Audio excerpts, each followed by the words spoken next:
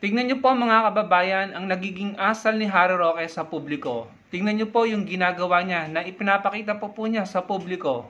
Yan po ay ginagawa niya, in my opinion, ginagawa po niya yan para po insultuhin si PBBM. Yung kanilang pagkanta-kanta, yung kanilang pang-iinsulto na ginagamit nila yung mga words para insultuhin ang Pangulo ng Pilipinas, yan po ang nagiging resulta mga kababayan. Tingnan niyo po si Harry Roque. Yan po yung nagiging asal niya sa publiko. Tatanungin ko po kayo, siya po ba'y maituturing pa natin na kagalang-galang, na may pinag-aralan, na profesional na abogado, sa pinakikita niyang asal sa publiko, mga kababayan? Tingnan niyo po. Dahil sa kagustuhan mong mang-insulto, ikaw na yung nagmumukhang katawa-tawa, Harry Roque. Tanungin natin ang ating mga sarili, mga kababayan. Nung si VP Leni, si former Vice President Leni Robredo, at si former Senator Laila de Lima, nung sinampahan sila ng mga kaso nung panahon ni dating Pangulong Duterte, sila ba'y nang insulto kay Duterte? Sila ba'y gumawa ng mga chant? Sila ba'y nagparali? Sila ba'y nang hikayat para insultuhin ang Pangulo noon na si Duterte? Hindi po mga kababayan. Sila po'y nagpaka-professional at pinakita nila na sila may breeding, may pinag-aralan. Hinarap nila ang mga kaso at ipinanalo nila. Sa kabilang banda mga kababayan, tignan nyo po ang nangyayari kay Harry Roque. Tignan nyo pong mabuti. Matinong asal pa po ba yan? Masasabi pa po ba nating profesional at kagalang-galang na abogado si Harry Roque na dating profesor o nagturo sa UP Diliman? Kayo na po ang humusga mga kababayan.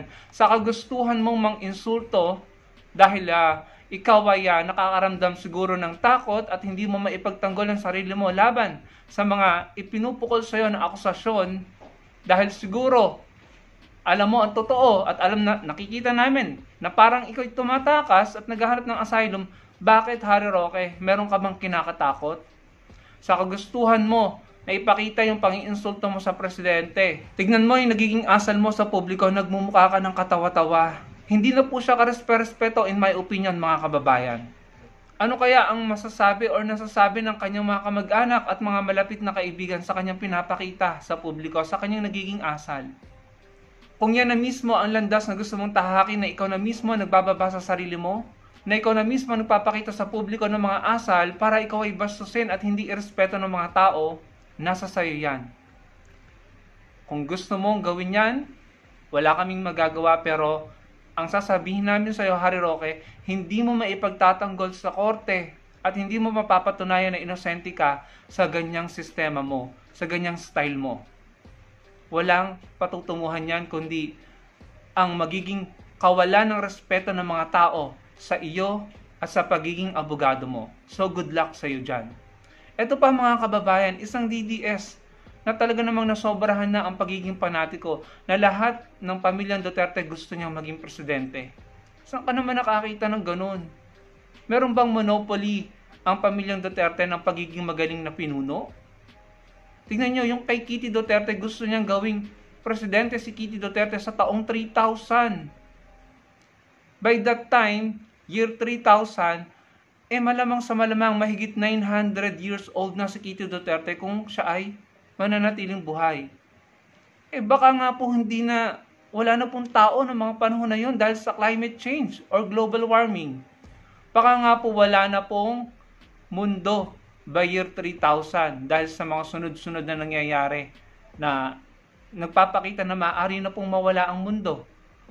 Imagine, gusto mo mong sabihin BO pero magkakasala ka lang .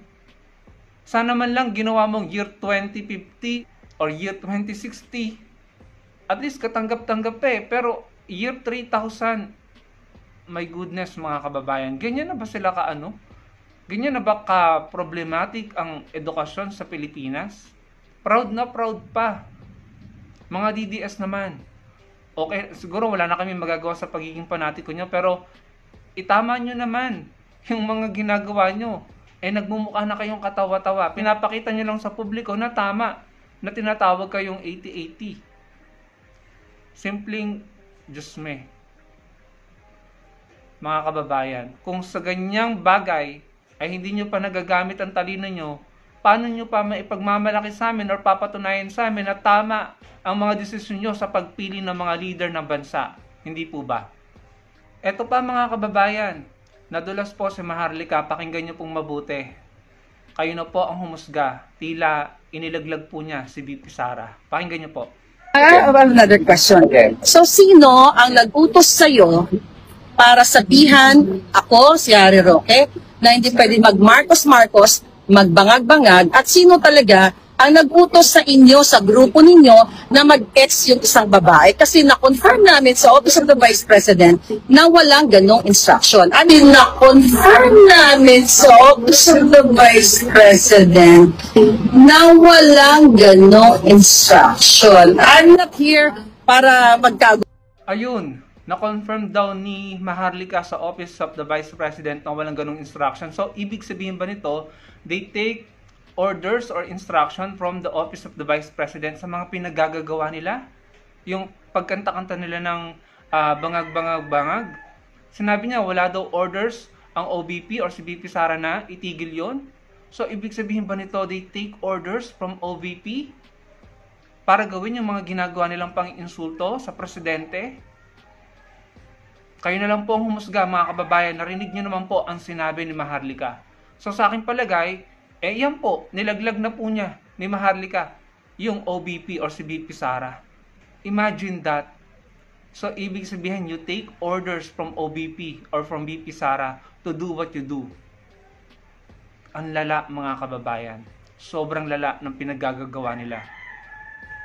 At ito pa mga kababayan, pakinggan nyo po kung gaano sila kagulo, kamiserable, at kung paano sila nagkakagulo, nag-aaway-away, tapos ililink kay PBBM. Natila ba, pagbibintangan pa si PBBM na reason kung bakit sila nag-aaway-away, yun po yung understanding ko. Pakinggan nyo pong mabuti. Ayun sa ina-explain, hindi, ganito kasi sa... Hindi nga, Joey. Hindi naman lahat ng audience, hindi naman lahat ng audience, same page tayo. I do not know, no? Kasi... Hindi nga, Joey, lahat ng audience, same page. Ang page natin, meron tayong pinaglalaban. Ang pinaglalaban nating lahat, ayaw natin sa BBM. Alam niya ng kalaban na everyone, despite of their differences, yun ang target. Ngayon, kung ako si na BBM, gagawin ko mismo ang nangyayari sa inyo ngayon.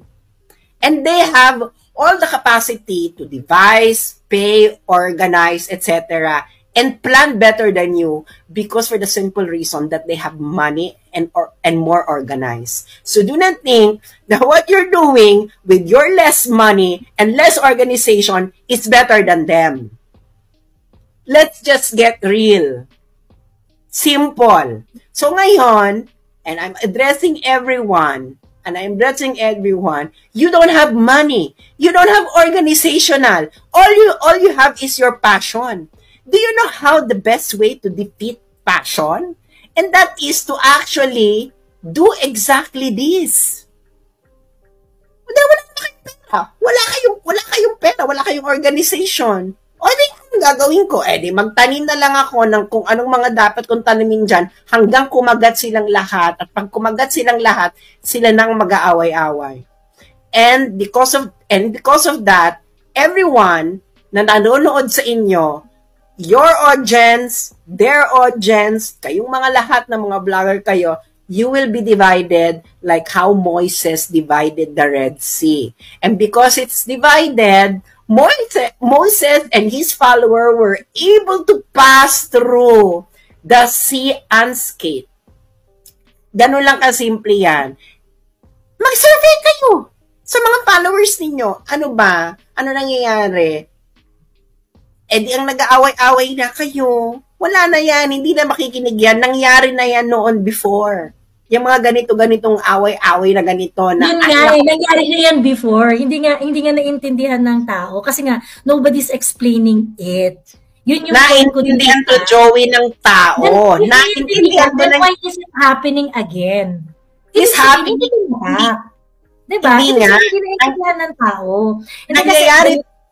Joey, nangyayari to uli ngayon because ang hindi natutunan na lesson is to learn to control your ego. That is the greatest lesson That's here. why you have to. So, yun ang hindi natutunan. Ngayon, pag yun ang Kaya nga, eto, sinasabi mo. Eto kasi, Sas, no? Eto sinasabi mo. Nangyari na to before, and I agree. At paulit-ulit to. Paulit-ulit to. I agree. Nangyari na to dati, nangyari na to noon, ino-operate, ganyan-ganyan. But sa totoo lang, yung sinasabi nyo kasi the audience know, no, the audience do not know. Kasi nga, bakit siya nangyayari again and again? Kasi people cannot identify nga. mali naman, Joey. Hindi mo na maka-naintindihan. Wait Hindi mo lang. na maka-naintindihan sa sinabi ko ng Naiintindihan audience noon. kita. Sinasabi ko, Naiintindihan kita. Wait lang, Sas. Naiintindihan kita. Bahala kayo. Kaso, there's no amount of Joey, what you're doing right now is you are just trying to defend what you're doing. That is not the point of this discussion. The point of this discussion is you have already lost the larger battle. Now, it is already because the seed has already been planted. Hindi nga, it's not because the seed has been planted. What the battle has been lost because all of you ate the bait. Ayun mga kababayan, nakita niyo naman po, no? Yan po ang proof na nagkakagulo sila at hindi po sila magkakasundo. Kasi pare-pareho sila ng ugali, no? Ang sa akin lang, bakit kailangan pa na tila? In my understanding kasi parang tila sinasabi na may kinalaman ng camp ni PBBM sa nangyayaring pagkakagulo sa kampo nila, no? So yun po ang hindi ko maunawaan. Yung po yung na-pick up ko, na tila pinapalabas na may kinalaman dito ang camp ni PBBM, pero hindi ko maintindihan kung bakit kailangang i-link ang camp ni PBBM sa gulong nangyayari sa kanila. Hindi po ba? No? So yan po, para po sa akin yan, ng mga senyales ng pagiging miserable, pagiging magulo.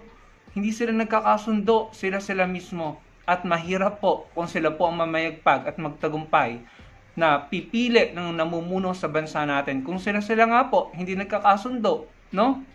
Sila din ang naging reason kung bakit po nabuwag ang unity team. Sila yan eh. Sila yung rally ng rally na nanawagan na patalsikin si PBBM. Anong nangyari? Anong resulta? Nabuwag ang unity team. No? Sila yung nangako, no? Na unity daw, pero sila yung sumira sa unity team.